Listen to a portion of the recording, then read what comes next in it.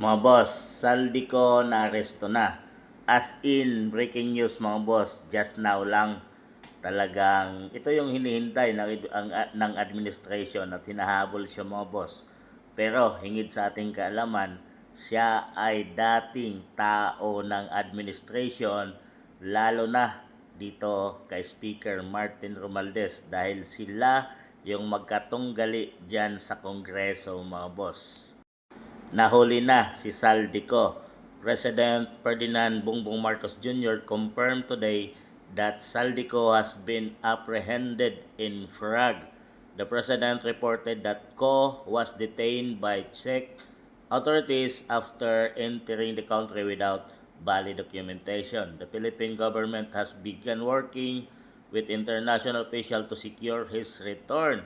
We are in close coordination with the Czech government to ensure that all legal processes are followed and arranged for his return to the Philippines at the soonest possible time, Marcos stated. Authorities are currently monitoring the legal proceeding in Frag as they prepare for cost transfer to domestic custody. The President assured that the public of continue update nothing we can will keep the public informed as development unfold.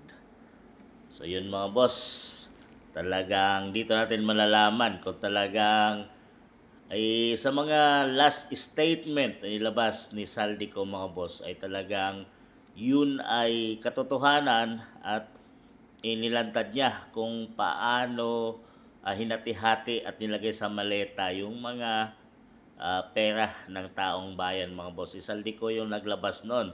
At talagang ito na yung mga 18 ex-marines at nagpapatunay din na totoo talaga yung mga sinasabi at pinatunayan nila na totoo yung mga sinabi ni Saldico dahil sila yung mga tao na nagdala, nag-delivered ng malimaletang pera sa kung mga sinong politiko na naatasan mga boss.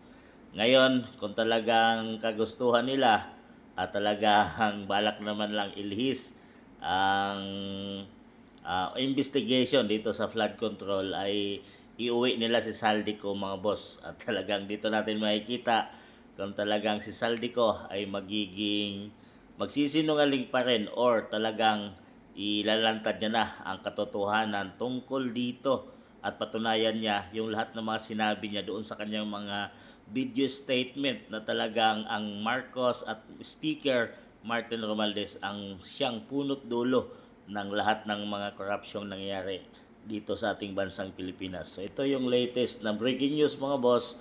Si Saldico ay nahuli na raw at talagang pinipilit na ng administration government na iuwi na dito sa ating bansang Pilipinas. So ating antabayanan yan mga